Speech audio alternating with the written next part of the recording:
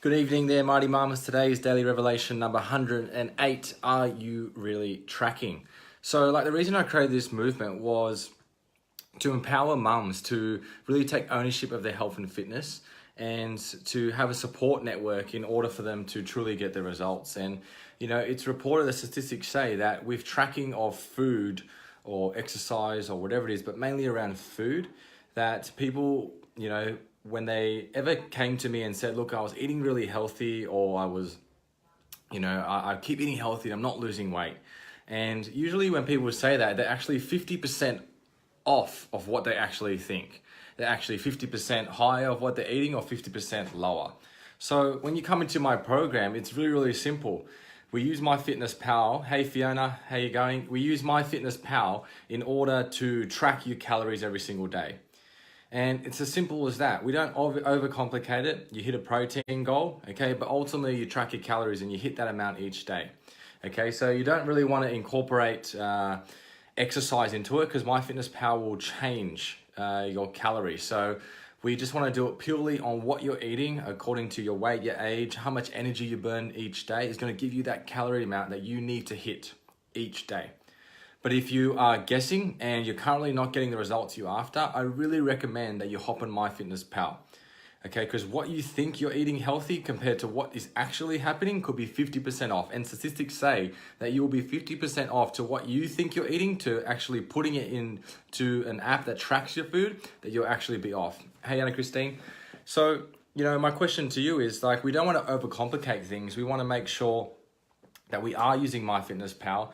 And great, if you've achieved your result in this program and you start to see your weight creep up, it's a good time to hop back on MyFitnessPal and start to understand your calories a lot more. So weight loss is a really, really simple game. There's no complication to it, okay? It's all about being in a calorie deficit, okay? And being in a calorie deficit is ultimately going to help you lose your weight. So, eating healthy, like I said in the past, is not the key in order for weight loss. There's a difference between eating healthy. Majority of the people's goals in here is to lose weight, tone up, whatever it is. We need to track our calories. And, I go to a gym a lot and I see a lot of, ladies, men, whatever it is, and they're constantly doing core work, all right? They want a flat stomach. They want a flat stomach. They want a six-pack. But ultimately, you need to track your calories. Okay, yes, core work will help a little bit. Hey, Olivia. But ultimately, it's tracking your calories, and being at a calorie deficit is going to lose the body fat around your stomach, and therefore you'll start to see a flatter stomach. You might even see abs come out. Yes, core work does help, but if you're constantly eating at a calorie surplus, you're never going to lose that weight around your stomach, and ultimately you're not going to get that region where a lot of ladies like to be toned.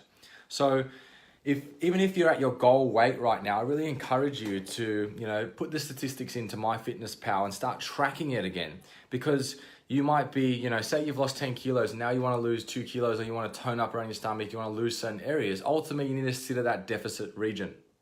Okay. But if you're not, then you're constantly going to hit this plateau. And my encouragement to the new ladies that have come on and the ladies that have been with me is, once you consistently track your calories, you know exactly what you need to do in order to lose weight. And it's all about an education. So if you do a consistent amount of period, I really recommend doing MyFitnessPal over a 3-month period, or doing it, if you like doing it consistently, then continue to do it. But from there, you understand your body and you understand what works with you, and you know when to have a diet break. And for those who are new with me, you may not know what a diet break is, but ultimately a diet break, and I'm explaining in the videos when I onboard you, is you need to do a diet break where you'll actually increase your calories to eat at maintenance, okay? Because your libido, your motivation, your drive, your hunger, your sleep will start to be diminished when you sit at a calorie deficit, okay? Your body just can't survive on a calorie deficit. But all these other programs that you may have been on in the past, you sit at a calorie deficit, and that's all that happens. You just sit at that deficit for a long, extended period of time. And what do you do? Hey, Tegan, what do you do to lose more weight? Is you will actually eat less, and you constantly eat less, and then it fries your metabolism. So ultimately, we want to hit that point, track calories consistently, so that we know, yep, okay, now I feel a drop in my drive, my energy. But if you don't track it consistently, then it could be, you track it one day, you don't track it one day, you track it one day, you don't. Ultimately, you don't really know if your drive, your energy, your libido is actually dropping, because it just could be an off day with food. But if you consistently track it, you know the trends and you create a habit, but you know within yourself, yep, okay, normally when I track like this, I start to feel a drop after 2 weeks. Great. Now you know exactly when to do a diet break. A diet break's 3 days of eating. At maintenance, you up your calories, okay? You're gonna, yes, you might increase a little bit of weight, but then your body replenishes, restores, and then it goes again, okay? You go back at a deficit for that period until you feel a diet break again. And I've done it in the past where I've had mums on diet, been on a calorie deficit for a 6-week period, and then I might diet break them for a week. Okay, so they might go a week of maintenance. Okay, the longer the calorie deficit, the longer we do the diet break.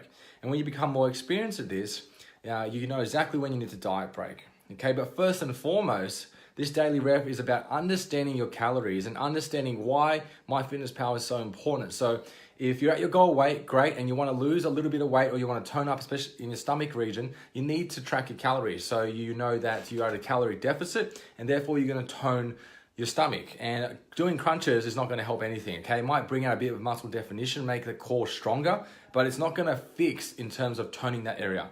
And then from there, when you're consistent with your calories, you understand your body, you understand what works well with you, but then you know when your energy drops, it's around a 2-week period, and when I sit at a calorie deficit, I know that I need to go on a diet break. Okay, so it's really simple. Create that habit so you understand your body. Everything I do is about you understanding what works well with you, understanding that you need to sit at a calorie deficit in order to lose weight. And then from there, you can alter and adjust. But if you're constantly jumping and being inconsistent, it's very hard to go, oh, yep, I think it's my food, or I think it's my